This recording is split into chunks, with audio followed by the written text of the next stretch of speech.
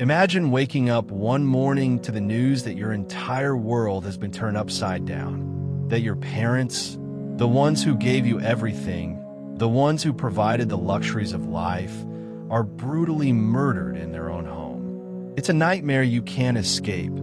Except this wasn't a nightmare. This was real. On August 20th, 1989, in the affluent neighborhood of Beverly Hills, the Menendez family was torn apart. The murders of José and Kitty Menendez, both wealthy and influential in their own right, would shock the world.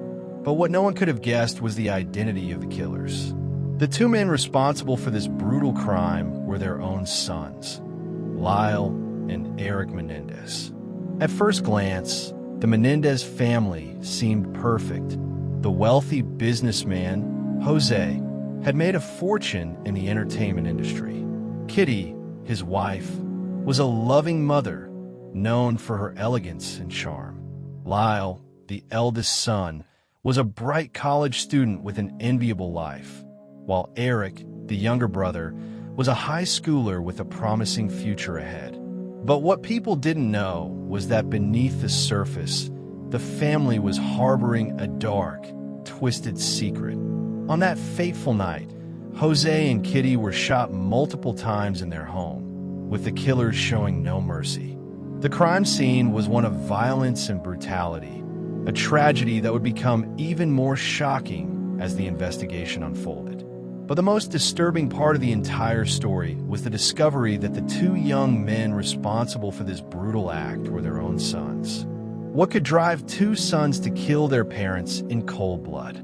What twisted motivation would push them to end the lives of the people who gave them everything? To understand the murder of José and Kitty Menendez, we must go back to the beginning. Lyle and Erik Menendez grew up in a world where luxury was the norm. Their father's success provided them with everything they could ever want. From designer clothes to extravagant vacations, they were living the dream. But beneath the surface, their lives were far from perfect. Behind closed doors, a different story was unfolding. A story of manipulation, abuse, and fear. The Menendez brothers were raised in a household where appearances were everything. But at what cost? The family's wealth, which seemed to provide the brothers with every material possession they could desire, came at the price of something far more devastating: emotional and physical abuse. While Lyle and Erik presented a picture-perfect image to the world, behind closed doors, their father was a monster. José Menendez ruled the household with an iron fist, a man whose violent temper and cruel behavior left deep scars on his sons. The abuse was not just physical. It was psychological, emotional, and it destroyed the very foundation of their relationship with their parents. But the world would never know the truth until it was too late. On that night, in 1989, José and Kitty's brutal murder would serve as the shocking conclusion to years of horror that had been carefully hidden away. The world would soon learn that the Menendez brothers were not the innocent sons they appeared to be, but the cold-blooded killers of their own parents. Behind every perfect image lies a hidden truth, a truth that can tear apart everything you thought you knew. And in the case of Lyle and Erik Menendez, that truth was far darker than anyone could have imagined. A family that seemed so pristine, so well-kept, was hiding a secret that would shake the world to its core. The Menendez brothers, Lyle and Erik, were born into wealth and privilege, their every need met with lavish gifts and luxuries. José Menendez, their father, was a self-made millionaire, the CEO of a major entertainment conglomerate. Kitty, their mother, was a beautiful, well-connected woman who could easily charm anyone she met. To the outside world, their life seemed perfect, but behind the closed doors of their mansion, a different story was unfolding. As Lyle and Erik grew older, they realized that their family's wealth came with a steep price. Despite the outward perfection, their father was far from the loving, supportive figure he appeared to be. José Menendez had a violent temper, and his cruelty was not limited to just physical punishment. His controlling, manipulative behavior, particularly toward his sons, created an environment of fear and tension. For years, Lyle and Erik suffered in silence, unable to escape their father's wrath. They were expected to be perfect, to live up to their father's high standards. José would berate them, belittle them, and often resorted to physical abuse. But it wasn't just the brutality that scarred the Menendez brothers. It was the emotional torment, the constant fear that no matter what they did, they could never measure up. But it wasn't just the boys who were victims. Kitty, their mother, although outwardly loving, was also trapped in the toxic marriage with José. She often turned a blind eye to the abuse, enabling her husband's violent behavior. She was afraid of José, and the more she ignored her son's pain, the more their relationship with her deteriorated. The family, once held together by wealth and status, was unraveling beneath the surface. As Lyle and Erik grew older, their lives became a constant battle for control. José's abuse, both physical and psychological, escalated. The tension at home was palpable. Lyle, the older of the two brothers, tried to rebel, to assert his independence, but his father's cruelty only intensified. Erik, more sensitive and vulnerable, withdrew into himself, trying to cope with the overwhelming fear and helplessness he felt. The abuse reached its peak when José's grip on the family grew stronger, and the brothers began to believe that the only way to escape the hellish world they were trapped in was to do something extreme. They couldn't escape their father's control. They couldn't escape the constant fear. So they made a decision that would shatter everything they had ever known. On that fateful night in August 1989, after years of suffering, the brothers reached the breaking point.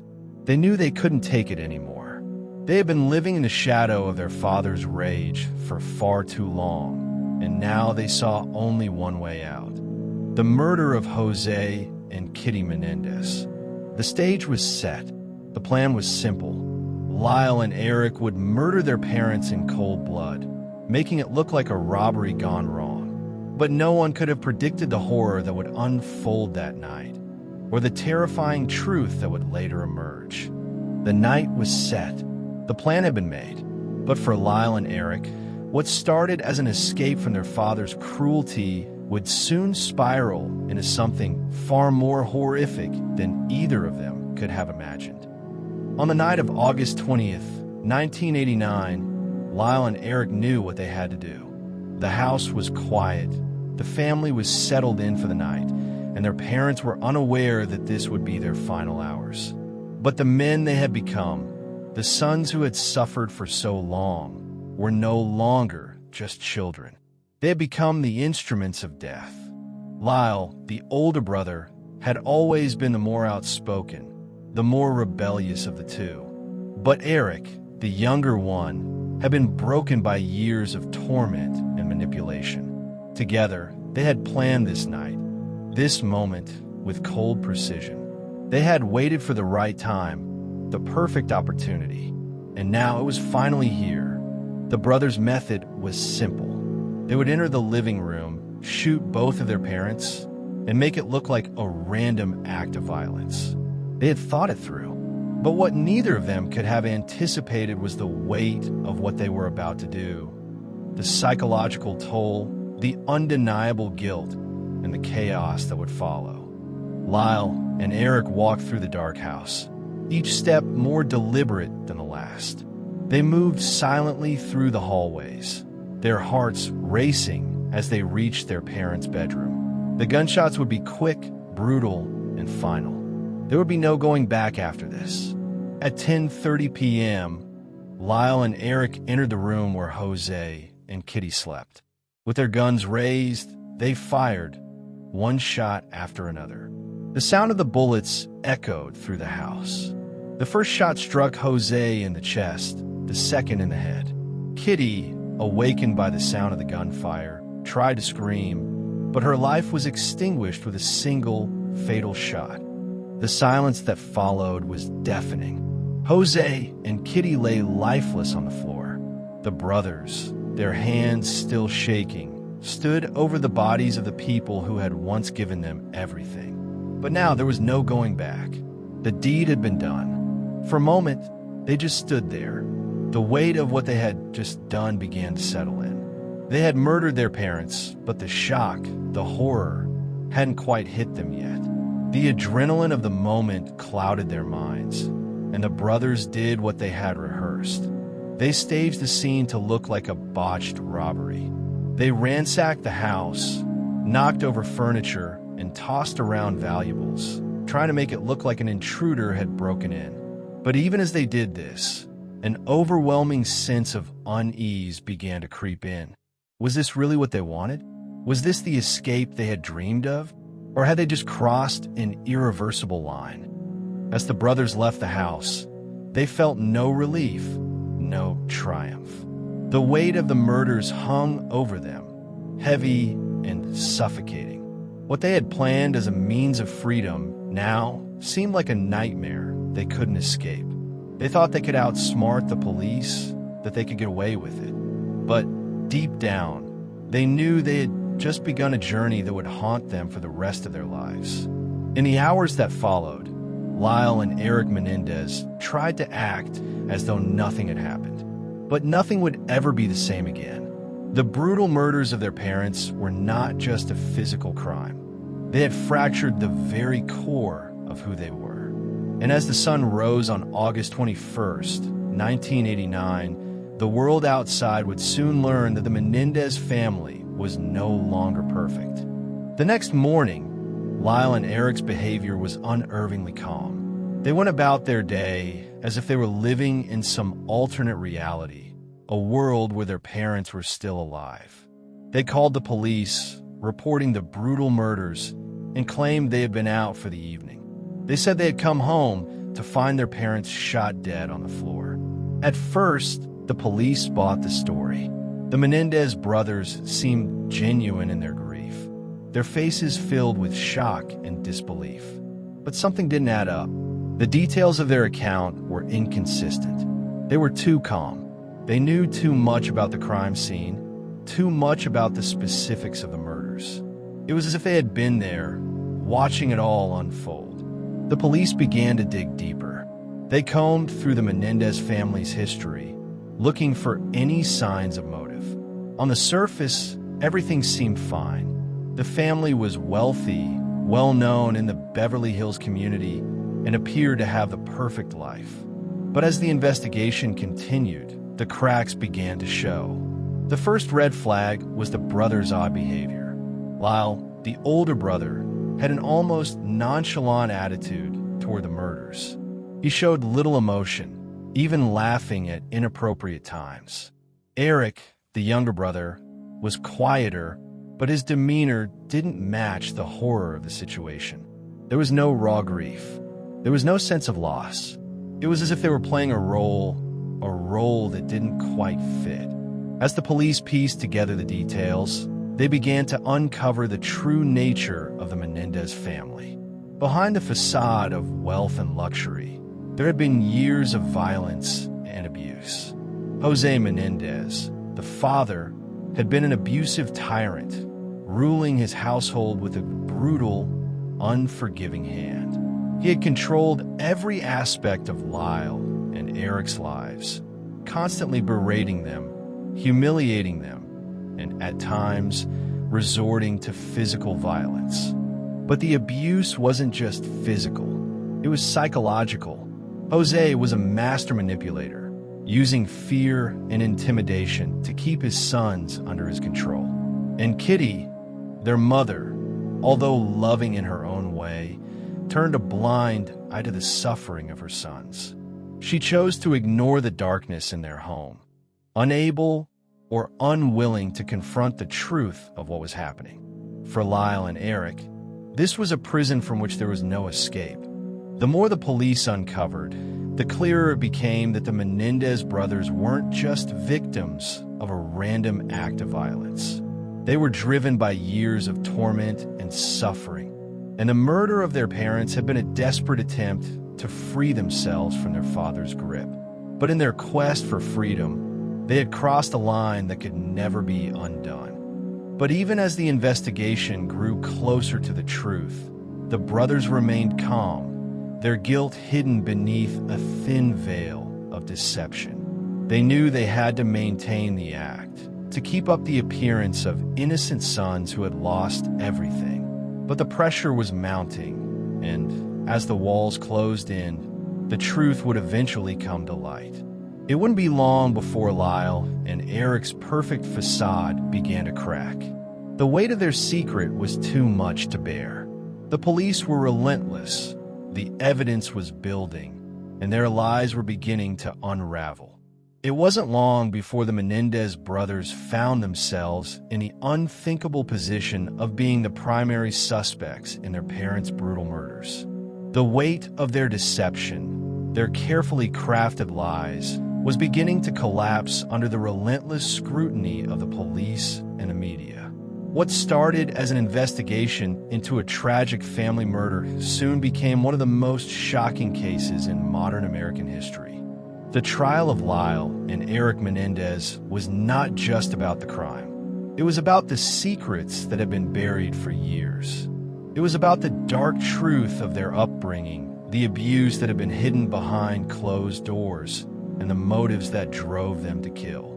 As the brothers were brought to trial, the media attention was overwhelming. The Menendez brothers were no longer just wealthy sons who had lost their parents. They were now accused murderers, and the public couldn't get enough. But as the trial unfolded, a new narrative began to take shape. The defense presented an argument that shocked the courtroom and the nation. Lyle and Erik had been the victims of years of sexual and physical abuse at the hands of their father. The defense claimed that José Menendez had sexually abused his sons for years, while also physically and emotionally tormenting them. They argued that the murders were not premeditated, but were the result of years of fear, trauma, and the breaking point of a lifetime of suffering. For the first time, the Menendez brothers spoke openly about their childhood. They described the hellish environment they had grown up in, a home where their father's anger was constant, where love was conditional, and where every mistake was met with cruel punishment. For the brothers, the murder was not a simple act of greed. It was a desperate attempt to escape their father's reign of terror. The details of the abuse were chilling. Lyle and Erik described how their father had manipulated and controlled them, using fear to bend them to his will. They spoke of the physical violence they had endured, but more disturbingly, they revealed the sexual abuse they had kept hidden for years. The defense argued that they were not the cold-blooded killers the prosecution had painted them as. They were two young men driven to the edge by a father who had destroyed their innocence. The trial became a battleground for the public perception of the Menendez brothers. Were they victims of unimaginable abuse, or were they just greedy sons seeking to inherit their parents' wealth? The courtroom was divided. Some believed that Lyle and Erik were the tragic products of a broken system, while others saw them as two killers who had plotted the death of their parents for years. As the trial went on, the evidence against the brothers began to pile up. The prosecution argued that the murders had been premeditated. They pointed to the brothers' actions after the killings, the way they had staged the crime scene, the way they had acted in the days that followed. They painted a picture of two young men who had been motivated not by fear, but by greed. The defense fought hard, but as the trial progressed, it became clear that the true story of the Menendez brothers was far more complicated than anyone could have imagined. The line between victim and perpetrator became blurred, and the truth was harder to discern. Was this a case of self-defense, or was it murder for inheritance? Was it a tragic end to a family destroyed by abuse? Or was it the cold-blooded act of two sons who had planned the death of their parents for years? As the trial reached its final days, the question on everyone's mind remained unanswered. Were Lyle and Erik Menendez victims of a life they could not escape? Or were they cold-blooded killers who had murdered their parents for money? With each passing day, the courtroom became a theater for public opinion, a stage where both sides would try to convince the world that they were right. The prosecution argued that the brothers had meticulously planned the murders, waiting for the perfect moment to strike. They pointed to the fact that Lyle and Erik had shown no remorse for their actions and had even gone on shopping sprees following the murders. To them, it was a clear case of two sons who had murdered their parents in cold blood for financial gain. But the defense's case was equally compelling. They argued that the brothers had been driven to the edge by years of sexual, physical, and emotional abuse at the hands of their father. The defense painted a portrait of two young men who had been subjected to unimaginable torment, so much so that they had been left with no other option but to kill their abuser in a desperate act of self-defense. The abuse, they claimed, had been buried for so long that it finally exploded into violence. As the jury deliberated, the world waited. The public had been captivated by the Menendez trial from the start, watching the brothers' every move, analyzing their every word. It was more than just a trial for murder. It was a trial for justice, a trial for truth, and, most hauntingly of all, a trial for the future of two young men whose lives had been destroyed long before the killings ever took place. Finally, the verdict came. Lyle and Erik Menendez were both convicted of first-degree murder. However, the jury was deadlocked on whether to sentence them to death. In a rare decision, the judge declared a mistrial on the death penalty, and the brothers were instead sentenced to life in prison without the possibility of parole. The Menendez brothers, once the heirs to a vast fortune, now found themselves locked away in prison for the rest of their lives. The wealth they had fought for, the family they had destroyed, all seemed so distant now, a cruel memory of a world they could never return to. The public was divided. Some saw the verdict as a triumph of justice, while others saw it as a tragic end to a story of abuse and desperation. The Menendez brothers would spend the rest of their lives behind bars, their fate sealed by the choices they had made that night. A family had been destroyed, and two young men had lost everything they had once taken for granted. In the end, Lyle and Erik Menendez were not just convicted of murder. They were condemned by their own choices, by the terrible abuse that had shaped their lives, and by a society that couldn't decide if they were victims or villains. Their story would go down in history as one of the most controversial and tragic tales of family, wealth, and murder. Don't forget to like and subscribe to this channel using the link below.